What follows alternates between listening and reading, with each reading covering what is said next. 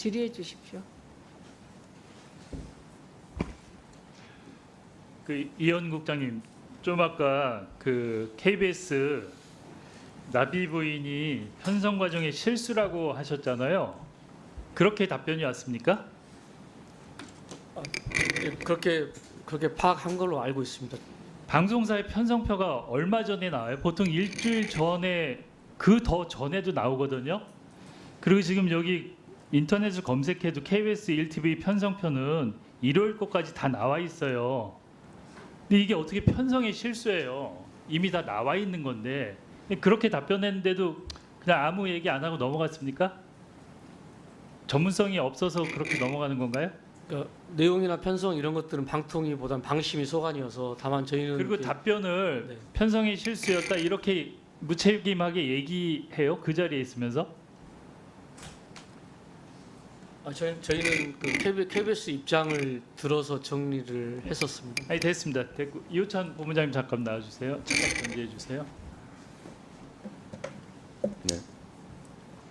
좀 아까 이정원 의원께서 질의하실 때 박문진 이사들이 이제 출근하고 회의만 사장 회의만 이제 의결하려고 들어갈 거라 그러셨잖아요. 네네. 그래서 제가 보니까 KBS 박민 사장보다 지금 KBS MBC 사장 후보나 아니면 외부에서도 올 수 있다는데 더 심각한 인물이 올 수 있다는 생각이 들어요. 네. 극우적이거나 네.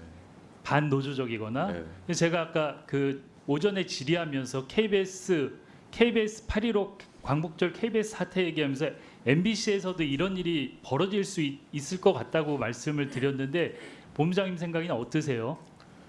실제로 가능하고요. 지금 MBC 사장을 어떻게 임명하고 이런 것에 대한 구체적인 절차도 사실 많이 부족한 상황이거든요. 그런 것을 사실 만들고자 했던 게 방송 3법이었고 그런 것들을 이 정부가 거부해 놓고 이제 모든 걸 자신들의 재량이다라고 주장을 하면서 박문진이 임명되면 6대3 구조에서 해임 절차를 강행하겠죠. 강행하고 나면 사장이 기존의 적폐 경영진 저는 KBS, YTN, TBS에 몰아친 이런 방송 장악 시도를 다 합친 그런 내용들을 MBC로 밀어닥칠 것이라고 보는데 그렇게 되면 사장 바뀌고 보직팀장 바뀌고 하면 하루아침에 MBC도 장악될 위험이 높다. 물론 내부에서 저항하겠지만 그런 견제 수단들을 또 기존의 KBS, YTN에서 무력화시킨 전례가 있기 때문에 예, 네. 저도 아까 이제 질의를 하면서 MBC에서 기미가요가 나올 거다 했는데 MBC 구성원들이 정말 그거는 못 보고 정할 거라는 생각이 들면서도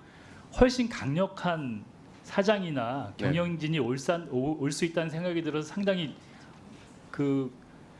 심각한 상황이 벌어질 수 있다고 생각이 들어요. 예. 내부적으로는 뭐 강하게 저항할 것이고 그렇게 그런 부당한 내용들이 방송되지 않도록 최대한 노력하겠지만 물리적으로 경영진이 갖고 있는 힘이 훨씬 더 세기 때문에 다른 수단을 동원해서라도 그런 류의 방송이 나갈 수도 있다라고 보여집니다. 예, 알겠습니다. 고맙습니다. 저희 조성훈 차장께 좀 물어볼게요. 네. 지난 청문회 때 김태규 직무대행이 7월 30일 전체 회의 의결에 대해서 업무보고 받기 전에 그 현안이 긴급해서 했다는데 그게 누구의 판단에 의해서 한 겁니까? 그날 전체 회의에 공영방송 이사선임 안건으로 올린 게? 그럼 뭐 위원장님이 판단하신 거 아닐까 싶습니다. 근데 위원장이 출근을 그날 했잖아요. 그날 9시 20분에 출근해서 그날 출근해서 그러면 오늘 전체 회의를 하겠다. 그래갖고 3, 40분 만에 600페이지가 넘는 자료를 만들어서 10시에 갖다 준 거예요. 그게 상식적으로 가능해요? 그 절차가? 아니, 지원사하고 국민의견 수렴 내용은 뭐 아니 그건 있으니까요. 미리 봤다고 해도 예. 업무에 관여할 수 없는데 전체 회의를 그날 한다는 거를 그날 아침에 출근해서 얘기했다는 거 아니에요? 지금 9시 20분에 출근해서 얘기하고 10시에 40분 후에 자료를 다 갖다 주고 또 그 자료에 결격 사유 관련된 자료도 있었어요? 아마 있었을 것 같습니다. 예. 그리고 저번 계속 지적을 하지만 결격 사유 당정 문제라든가 그런 거는 파악이 안 됐잖아요. 각 당에서 답변도 못 받고 그러면 당정 문제의 결격 사유에 대해서 자료가 미비하다고 보고를 했습니까? 그 보고는 어떻게 들었는지 뭐 저는 정확하게 모르겠지만 아니 그럼 그 보고를 했는지 안 했는지 누가 알 수 있어요? 그건 사무처에서 했을 거 아니에요. 예, 그 상황은 보고 드렸습니다. 아 그러니까 당적한 게 당적 관련된 자료가 안 왔다는 걸 그러면 이진숙 위원장이나 김태규 부위원장도 인지를 하고 나 어떻게 하실래요? 3분 더 드리겠습니다. 네, 추가 질의 안 하신다는 예. 조건. 3분 더 드리세요.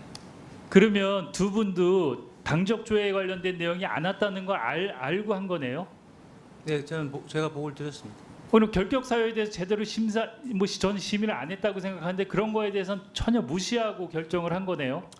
근데 지난번 말씀드린 것처럼 그 21년에는 당적 조회에서 조회 결과를 받았지만 18년 같은 경우에도 당적 조회를 하지 않았었습니다.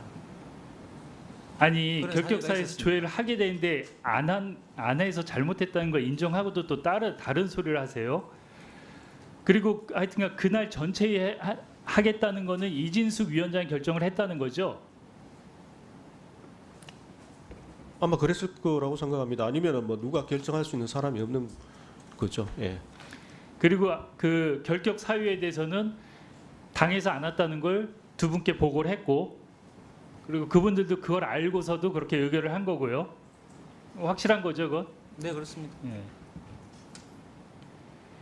그리고 그날 전체 일을 한 게 탄핵될 수도 탄핵을 한다 그러니까 했다고 그 답변들을 하셨어요. 이진숙 증인도 그렇고 김태규 부위원장도. 그런데 사무처장이나 그 기획관께서 분명히 민주당에서는 행위가 있어야지 탄핵을 한다 그랬어요. 그러니까 의결을 해야지 탄핵을 한다는 건데 그러면 행위를 안 했는데 의결에 대해서 조언을 했어요. 행위가 안 이루어졌는데 그 탄핵한다는 건 앞뒤가 안 맞는다는 말씀을 드렸습니까? 이진숙 위원장이나 김태규 부위원장한테?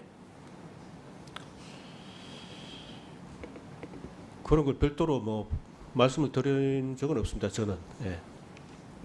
아니 근데 상식적으로 사무처에서도 역할을 하려면 민주당에서 탄핵을 한다는 거는 공영방송 이사선임 의결을 하고 행위를 해야지 탄핵을 하고 그래서 성립이 되는 건데 그 행위도 안 했는데 탄핵을 할 거니까 의결을 하겠다고 얘기를 하는데 그럼 사무처에서 아무런 의견이나 말을 안 했어요?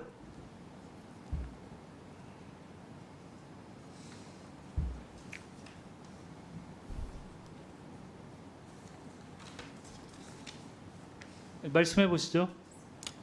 방금 말씀드렸던 것 같습니다. 그리고 방문진법에 보면 방송인 전문성과 각 분야의 대표성을 심의하게 돼 있는데 이걸 심의할 수 있는 항목이나 절차가 있었어요?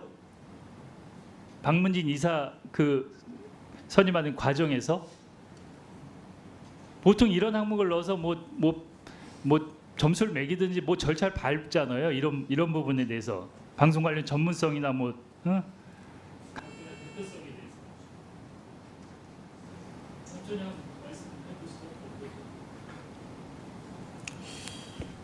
그런 구체적인 절차는 제가 정확하게 기억을 잘 못하겠습니다. 예. 이것이 가장 중요한 건데 그럼 이 두 가지에 대해서 아무런 검증이나 어떤 절차가 없었다는 거 아니에요?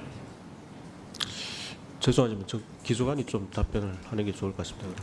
예, 하세요. 답변하세요.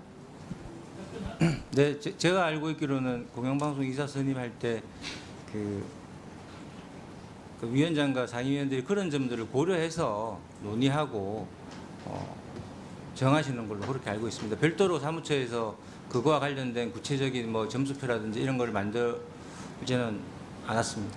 이 두 가지를 심의한 근거가 하나도 없잖아요. 주관적인 판단에